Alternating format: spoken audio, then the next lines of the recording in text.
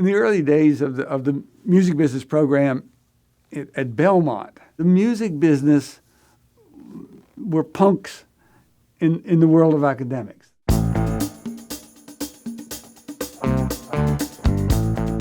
It's 1960. It's 1970.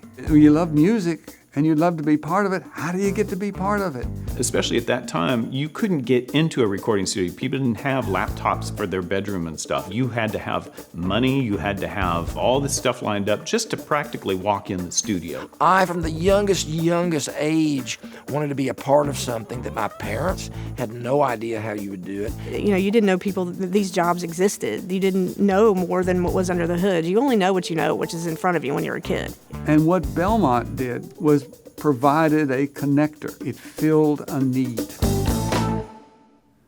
Well, there are several origin stories, but one of them, and an important one, is Cecil Scaife, who was part of the music industry, and he went to church with Bob Malloy. Well, if you go back and look in the old annuals, Bob attended Belmont College and was elected Mr. Belmont. He had a genuine love for students, and there's not anything he wouldn't do to help you achieve your goals. Cecil basically says to Bob, you ought to do something with the music industry, because they had a need.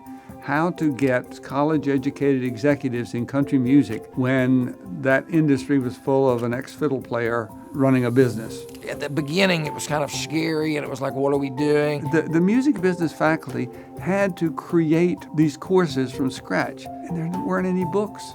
But Bob took it and ran with it. Bob walks in one day, and we're unloading. We had been recording since 9 p.m. It was 7:30 in the morning, and we're loading. We're like, hurry up, we gotta load. People are coming in. And that was the studio in the basement of the building. We're not talking about Ocean Way or anything. They didn't own that yet. And as we're doing that, he comes around the corner, and we just backed out of the closet like we were loading in, and he says, good job, boys. Early bird gets the worm. Almost from the beginning, there became a logarithmic growth of this program because it was so unique, and honestly because it was in a business school and not a music school. And you had a merge of people from all over the country, and we looked like we were from all over the country, if you know what I'm saying. Talk to a straight-ahead business person and then talk to somebody in the music business, and they see the world a little differently. You know, instead of Shakespeare, you're listening to Bob Dylan. Instead of Beethoven, you're listening to Elvis Presley. Whether we're talking about Bob Malloy or whether we're talking about any of those early leaders that were such a part of building the program, one of the biggest heroes of all was location. If you want to play in the major leagues, you've got to be in either New York, LA, and Nashville. Belmont has the location right at the head of Music Row.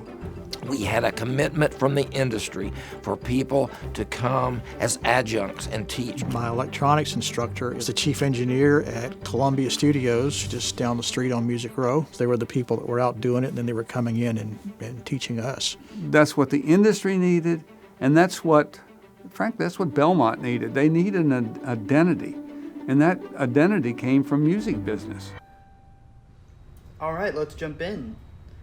Can you tell us how you initially got connected to Belmont? Well, I traveled to Nashville and I met Bob Malloy, and that's sort of where it all started.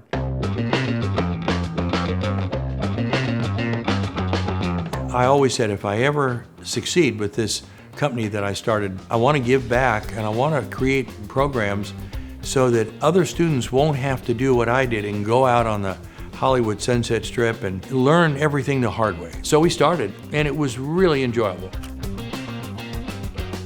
They were looking to expand the music program, and they said, you know, we want to call it a school. Are you okay with that? I said, yes. They told me what that would cost and what they needed for, and I agreed to do it, sitting there at a restaurant.